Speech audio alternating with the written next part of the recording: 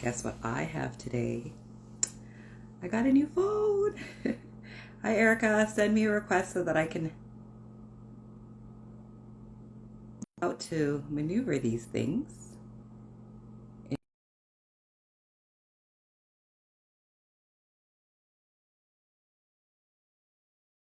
Hi, thanks for joining African Butterfly. I just was on your live. Hi, Jody. I was just on your live as well. Thanks for joining, guys. I have a new phone, so bear with me. I'm trying to figure it out. I got Erica. Okay, so let me see if I can find Alistair. Okay, Liz.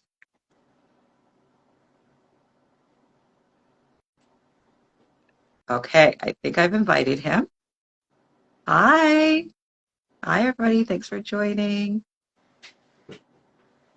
I'm just trying to get my things going.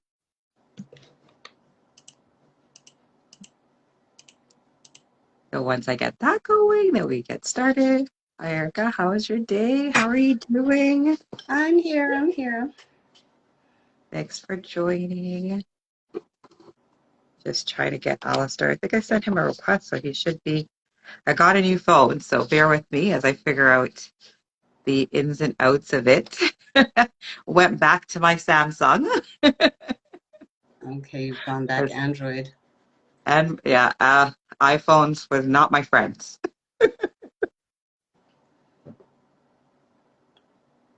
I sent him a request. Let me see if he's on here. Uh, and is this the one with invite? No.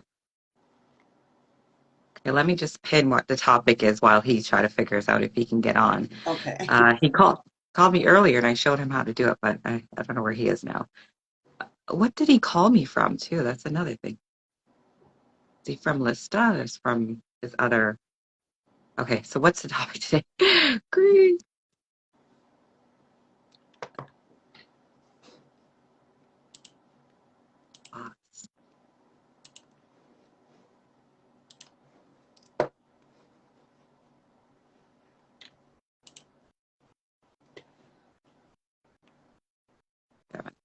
In that. Oh, this is not working the way that the iPhone works.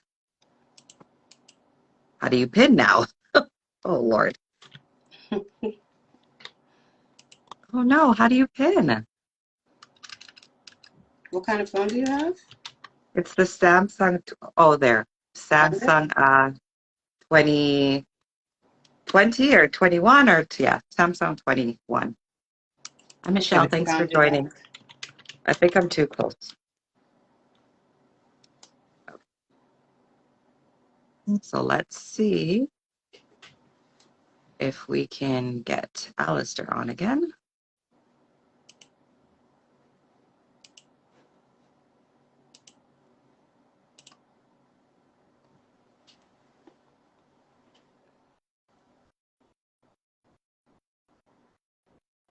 There he is. I see him. He's in there? Mm-hmm.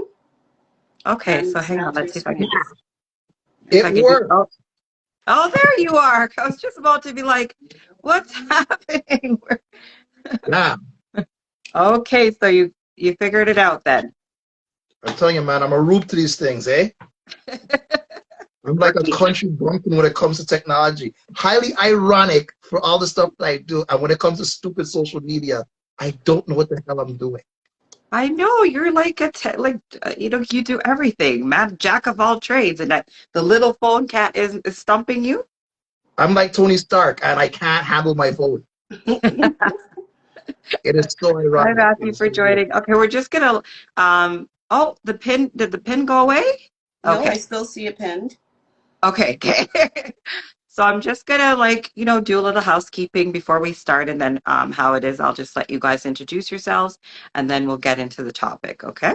You guys can, as I'm doing that piece, you can send it out to your contacts to just notify them, let them know that you are on live now, for them to give some minutes for them to join, which I will do myself. Okay. And Alistair, how you do that is see the arrow at the bottom of your screen. Yeah. Yeah. Yeah. You press it, and it will show you your list of contacts, and then you just invite them. Okay, I do that now? One, yeah, you can do it now. Yeah. Okay, I'm pressing it now. So thank you for joining everybody.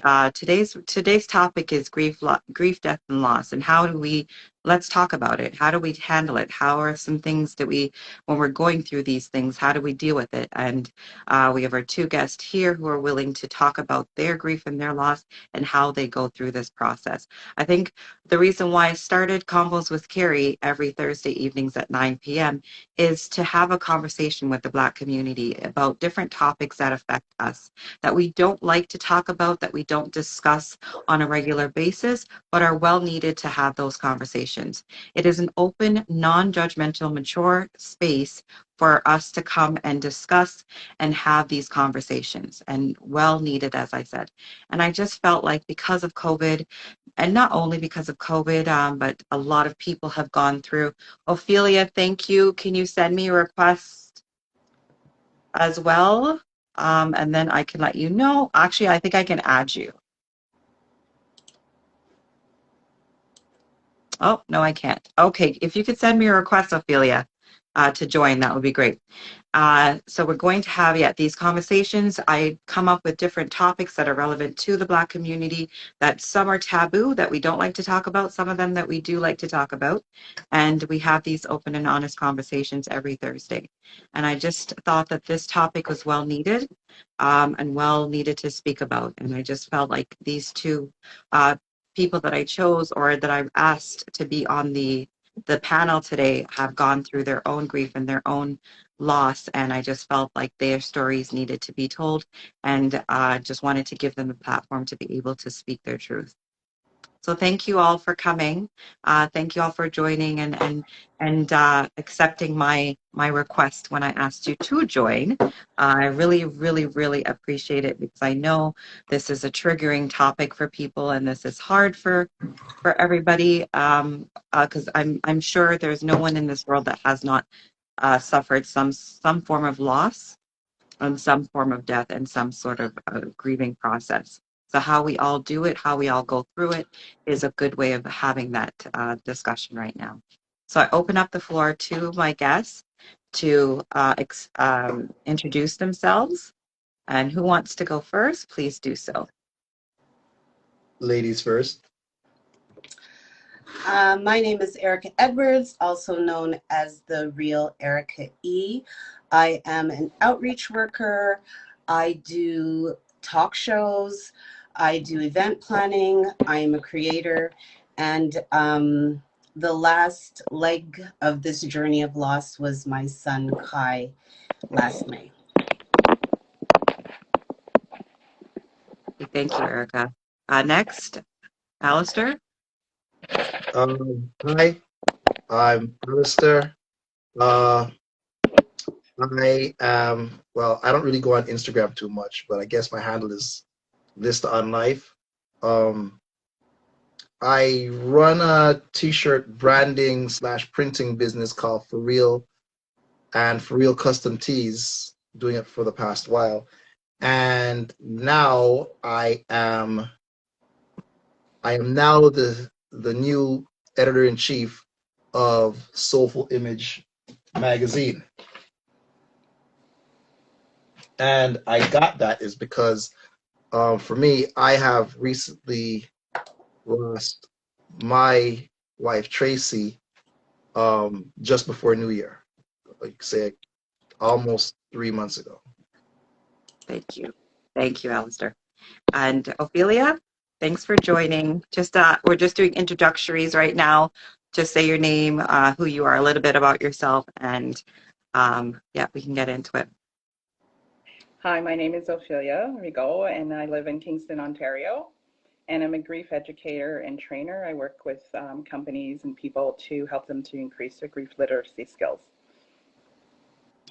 Thank you.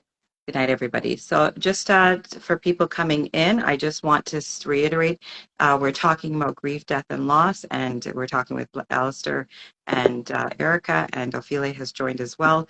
If you have any questions, please put them in the question box and we will get to them at a point in the conversation when there's a question and answer period. Please continue to write your comments, but it's really, if you have a question and you really want to say something, put it in the question box because it will get lost with while the conversation is going. So I really want to be able to get to everybody and as much people as we possibly can. So I just want to open up the floor to whoever wants to start. If you want to take some time to shout out your people, because I see a lot of people saying hello and waves and hearts. Thank you so much. If you can keep the hearts coming, because I know that we all know that this is not an easy conversation to have. So keep the hearts going and keep the love coming, guys. I don't know who wants to start and just talk about your process, your story. Give us a little bit as much as you feel. Uh, Alistair, my mother says my sincerest condolences. Hi, Um, Kerry's mom. I know we mentioned before. I'm the cool one she talks about back in high school. yeah, so I just wanted to put out. So I'll read some of the comments before we kind of get started. So if anybody is missing, anybody wants to say hello to their peoples, you can. Like I said, this is a new phone, so I'm just trying to figure out how to maneuver it a little bit. Okay, I don't know how to get to because all you guys can see the comments? Am I Mhm. missing anything? Because I can't really see.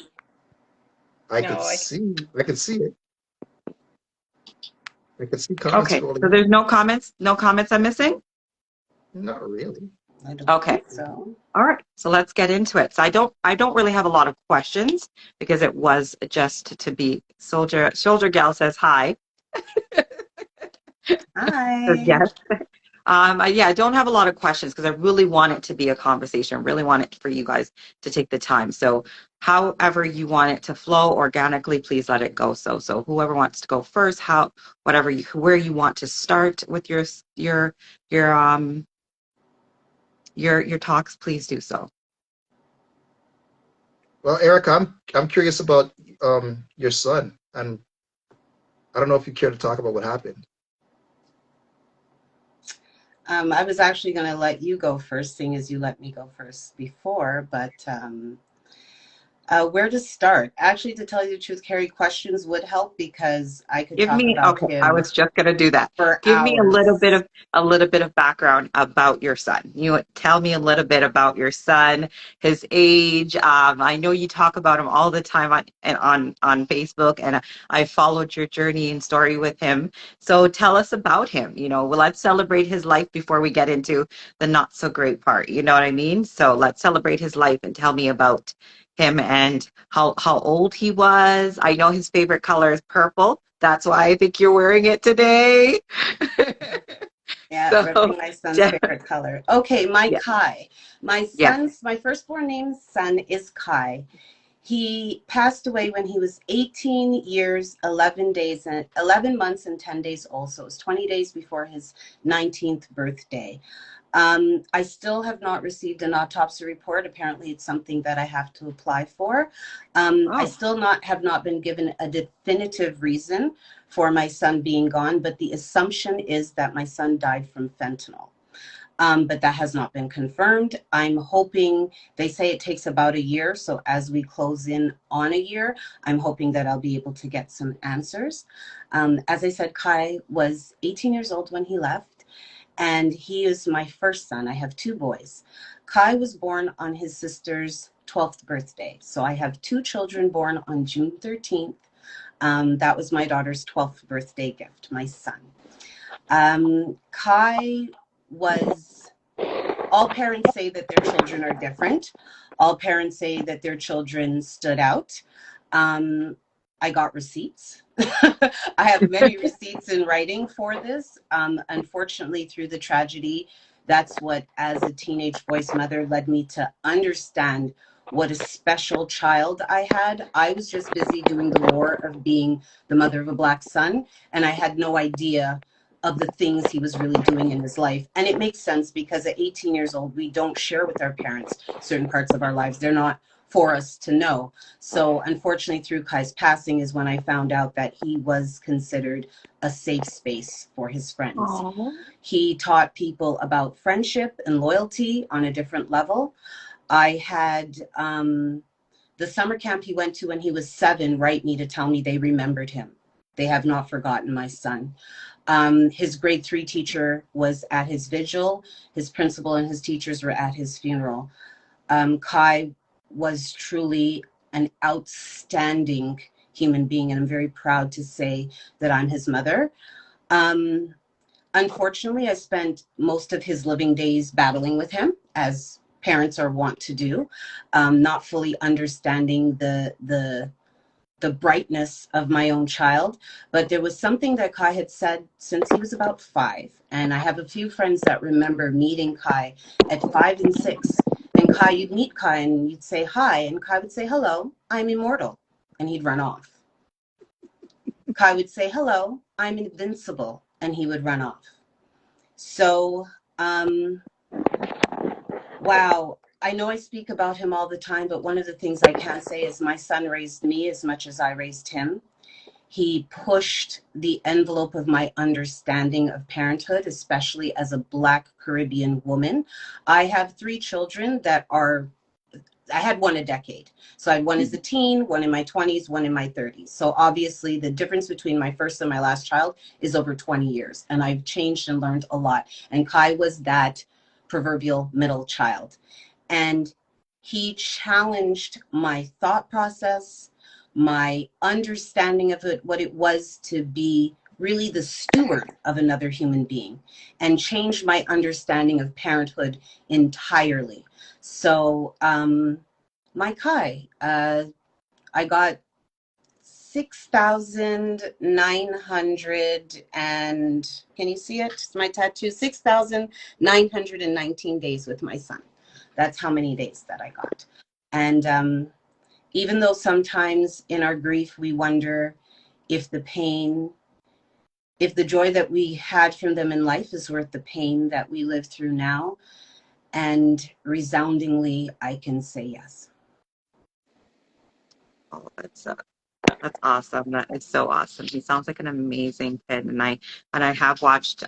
I've been following you a few years, so I've had a few years of your content around him and just following you and with it. So it's so beautiful to hear you speak about how, because I also have a middle child, so I know.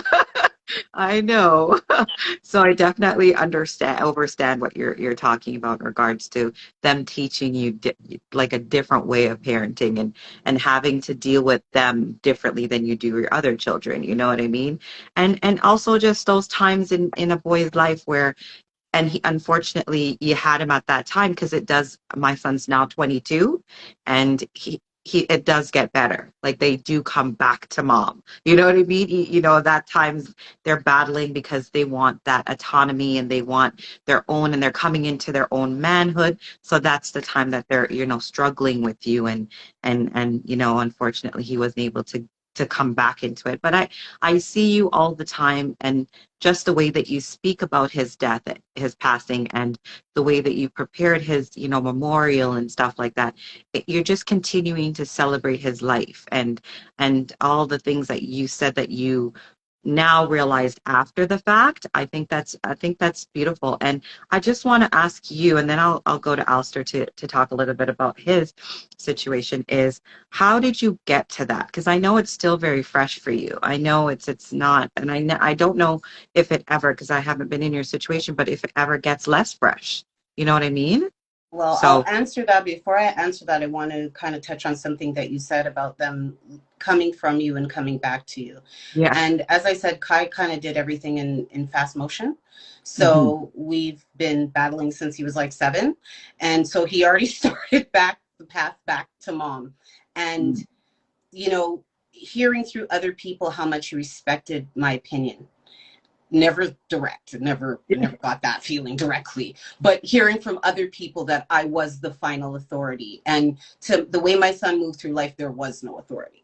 So to Mm. hear that I was it was very, very pleasing.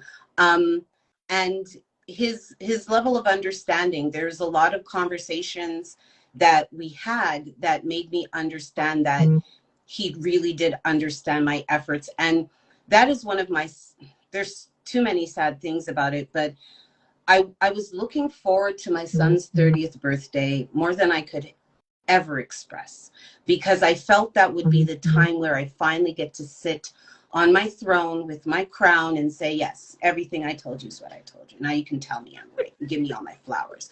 I was really looking forward to that, because that's about the time in men's life that they relent and they Yeah. start to admit that their mother really does know everything. But unfortunately, I didn't get to She get ain't to that. lying. She ain't lying.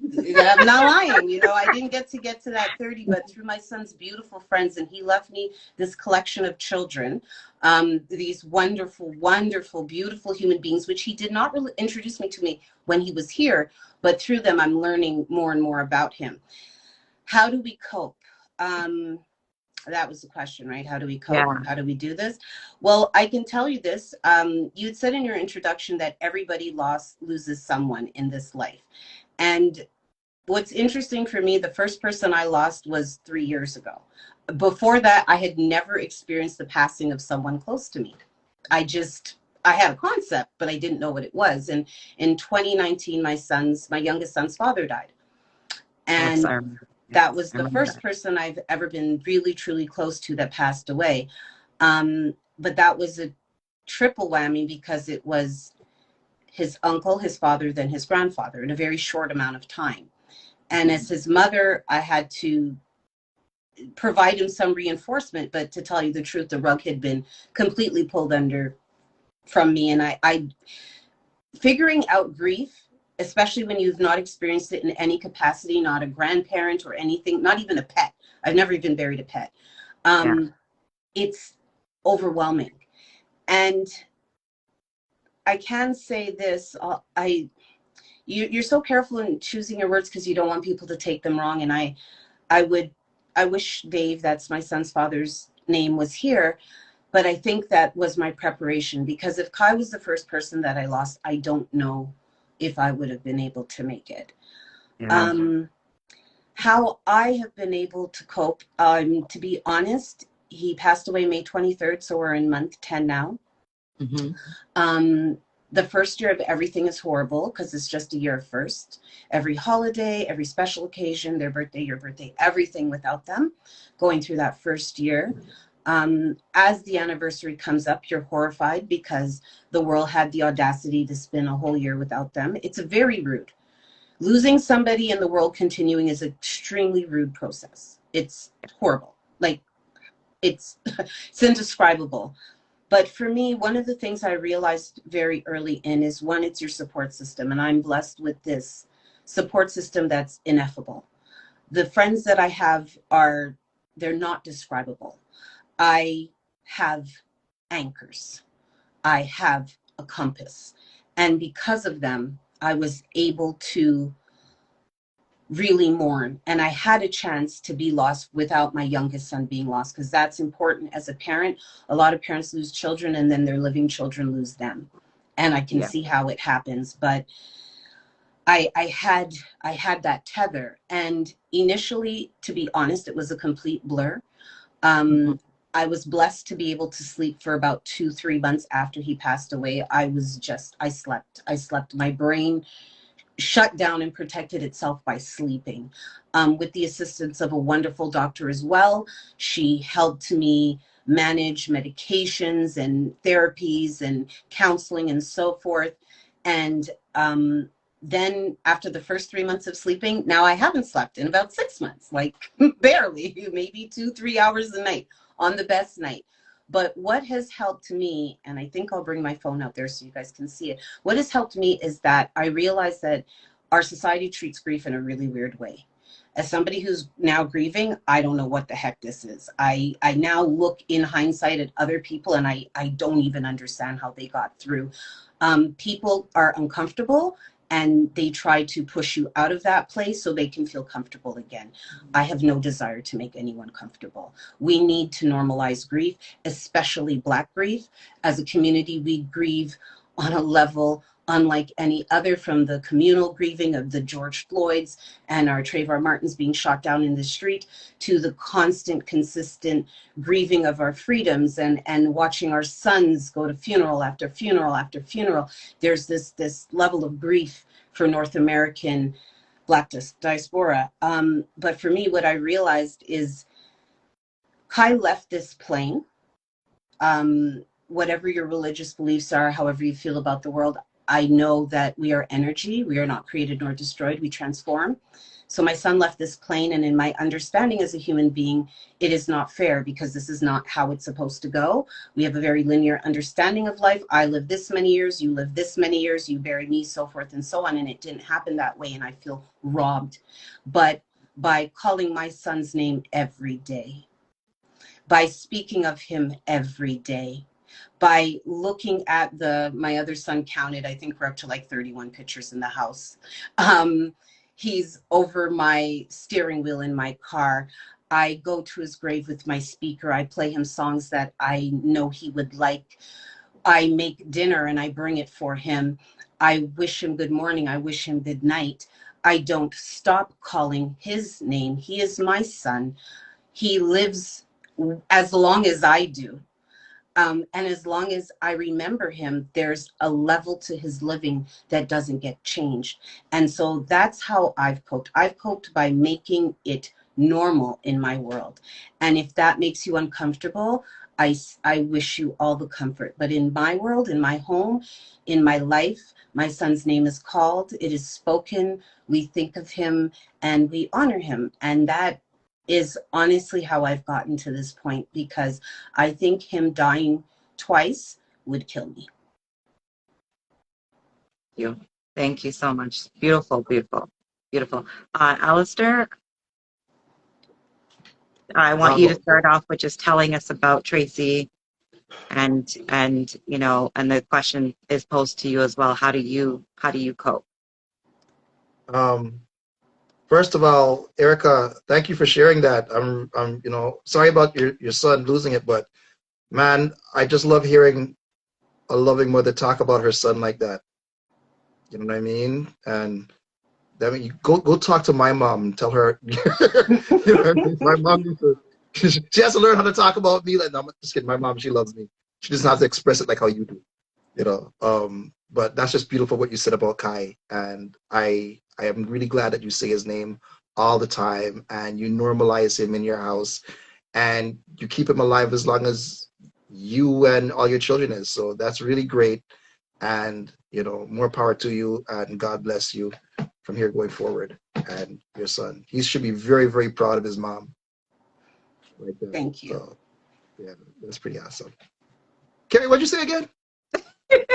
I said you talk about Tracy. Tell us a little about Tracy, and just tell us a little bit about, or tell us about how you cope with your loss. And then I'm going to go to Ophelia just to give us a little bit of details of how she'll explain, introduce herself.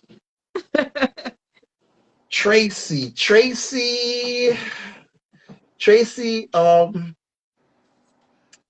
What a interesting thing. Tracy is my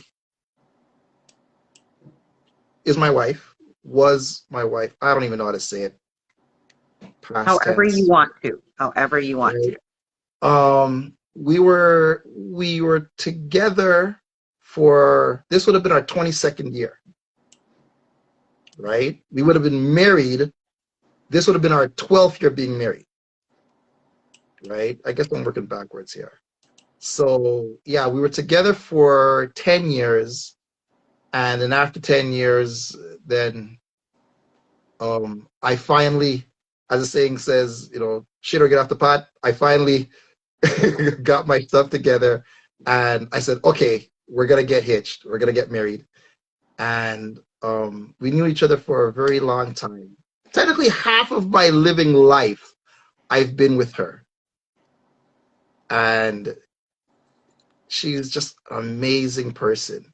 the most interesting person I've ever met. That all the time I would say to her, "You're interesting. With you, I don't need TV. I don't need the internet. You're interesting. You always have something nice to say, or you're batshit crazy, or something. You're interesting. You always keep my head on a swivel.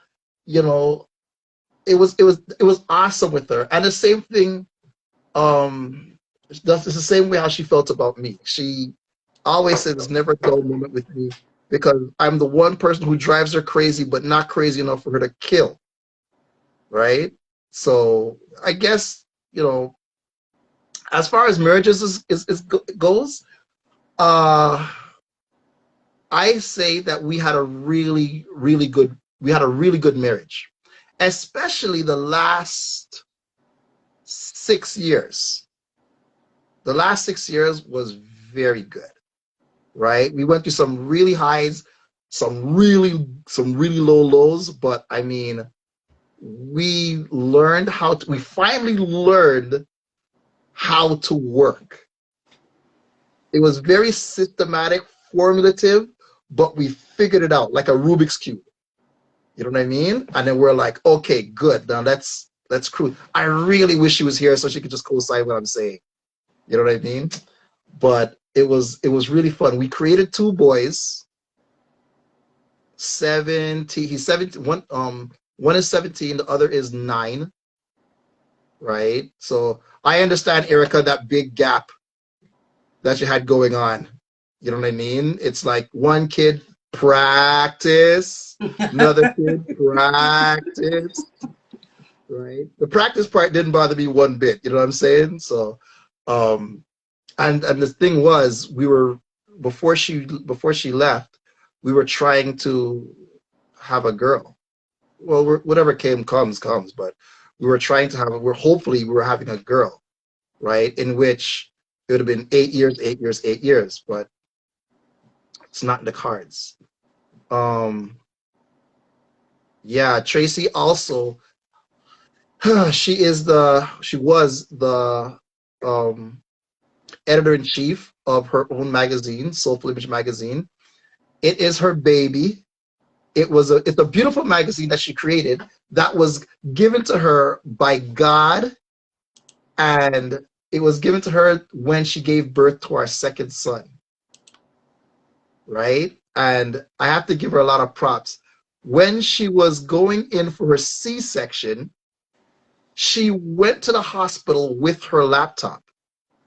I had no idea why. I thought she was just going to watch stream movies or whatever.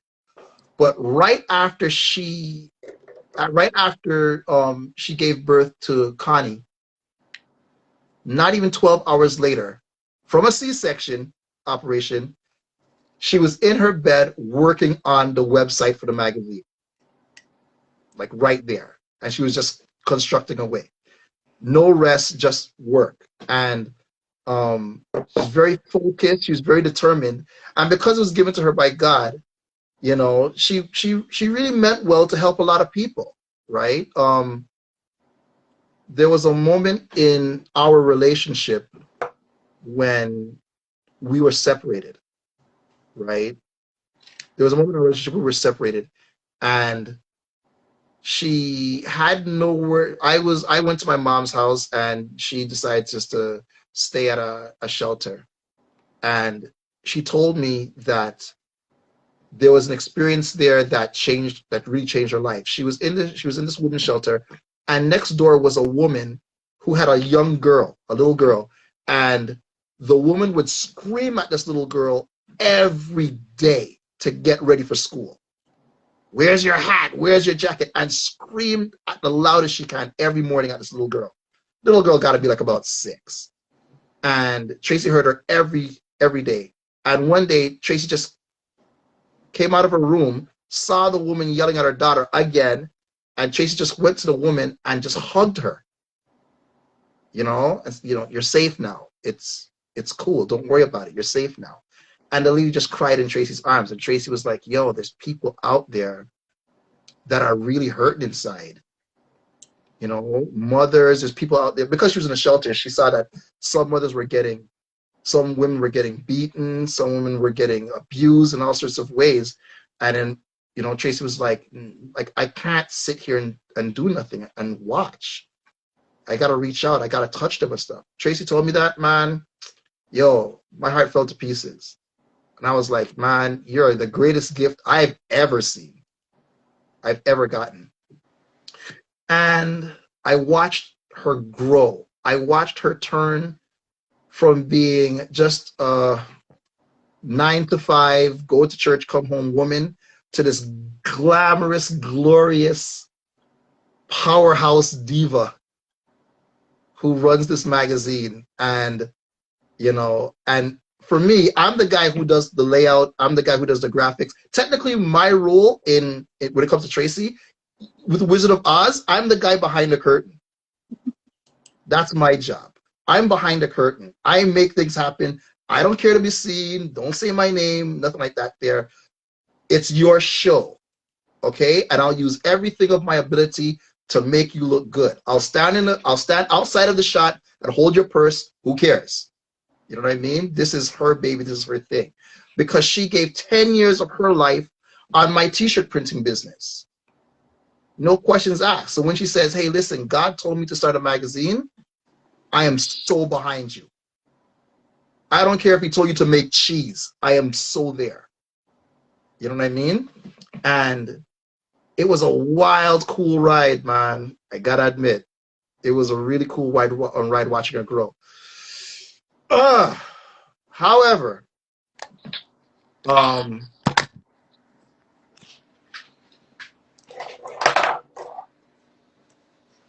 obviously COVID came around. We were careful. We had similar views on COVID, not exactly the same, right? Similar. We were careful. We didn't really travel much. We covered, we washed, masked, and stuff. And I think she must have caught it sometime near winter break, when winter break started. And me, my oldest son, and her, we all became sick with it. And I'm telling you, man, that shit wasn't easy. It was bad. And we took care of ourselves. We took care of each other, right? I had her, she had a hard time sleeping. She wasn't really comfortable. Her left side, her right side, she couldn't get comfortable at all, right? I guess this is the first time actually openly talking about her last days. Yeah, there's a lot of people who don't know. She couldn't get comfortable at all. And so she couldn't sleep. She was throwing up a lot. It was painful to watch, right? I would get her on Advil, ibuprofen, Motrin, Robe 535, anything I can to make her comfortable. I did everything I can to make her comfortable. On Christmas Day, I was sick. I still trudged myself over to Shoppers Drug Mart and bought just as much stuff as I can to make her comfortable so she could get better. I'm rubbing my son's chest down with Vicks, you know what I mean? Food, we could barely eat, right? It was a crazy time. We're now around Christmas. And we're now around Christmas, and my son was kind of getting out of it. I wasn't out of it just yet. I was kind of getting out of it. I was kind of feeling a bit better, but I wasn't out of the woods yet. Tracy was same thing. She was rounding that curve. On the 28th of December, she says, I think that she said, I think we're kind of over it. She still felt really bad, but optimism was starting to creep in that, you know what, I think we're getting better. Right? I said, yeah, we just got to just stick it out for another few days. We'll be cool by, the first week of January. However, still with the pain, she wanted to go to the hospital, but she didn't want to go because how much times, you go to the hospital and you're waiting for like 6 hours. It's filled with other people, especially during COVID time. So Tracy just didn't want to go through that type of hassle. It was very, very, and because she was so uncomfortable, her mind would always just say, you know what, just let me just grab a few more hours of sleep. Let me just see what sleep can do. Geez, I got to speed this up. So Okay, that Oscar. night, Okay, take your time. that night, regular, she went to the washroom and then she called me in to help her. So when I was helping her from the washroom, she didn't want to she didn't want to leave the washroom. She just wanted to lie down on the floor in the washroom. And I said, nah, man, like this is the washroom. You can't lie down. She's just, and she wasn't talking. She was just motioning me, just let me lie down. She didn't say it, but she was just motioning to me, let me lie down. I was sick, so I can't lift her. You know what I mean? So I'm okay, fine. So she lied down until she got comfortable. And I just sat there with her for about an hour just to make sure she's cool. And she fell asleep and whatever. And I said to her, I know she was listening, but I said, okay, I'm just gonna go into the back to bed and see if I could get some of this myself because I can't sit in this chair. It's very uncomfortable. My back is killing me. You know what I mean? And such. Went to bed. I slept for like about 4 hours. I came back and Tracy, it seems that she got up and turned her body 180 degrees to get more comfortable, but she was still on the bathroom floor. But I saw her sleeping. And I said, oh, okay, you're more comfortable now. You're getting rest, you're getting sleep. Great. And I went down beside her and I started rubbing her back. And I'm like, good, good. You know what? Great. We're getting over it. We're getting better. And I was rubbing her back for like about 15 minutes or so. And I felt good. I was like, yes, we rounded the curve. Here we are. We're coming back. And then I said, okay, you know what? I have to go to the office later today. I'm just going to grab just like a half an hour more of sleep. You know what I mean? I'll come back for you. I told our youngest son, Connie, go and cover your mom with the bigger blanket. You know what I mean? And he went, and then he came back and he says, Dad, something's wrong with mom. What are you talking about? He says, her eyes are black. And then I immediately got up and ran to her. And I thought she was sleeping. And then when I looked in her eyes were glazed over. And I'm thinking, what? And then so I started to check vitals. I felt nothing. I started to shake her and shake her. And for how much years with that woman, like I would shake her. I know how she would respond if she was awake in the slightest way. And I was just hoping, just grunt, move a nostril, something. But there was nothing. So I called 911 and they were quick. They came very fast. They told me to her chest. And I was just like, God, come on, man. Not here, not her, not her. This can't happen. And what I mean, the paramedics came like in no time. It's like they materialized out of thin air. They just showed up. I turned around and boom, they were. But the thing was, while I was pushing on her chest, when the first paramedic guy showed up, he looked at Tracy and the first thing out of his mouth was, uh-oh. And I just stared at him and he says, you know, I'm sorry, sir. Is this your wife? Yeah. He says, it's clear to see. I'm sorry, sir. Your wife she passed away. Right? And then so the other paramedic showed up and looked at her. And it's like, I guess by the nature of their job, they could just tell by looking. And I just sat there and I was like, no way, that can't happen. No, no, that's impossible. Not me, not her, not now. And I asked the paramedic, I'm like, can she come back? I can't, it was, you would consider it to be one of the dumbest questions to ask, but it was the most honest question. Can she come back? He's like, no.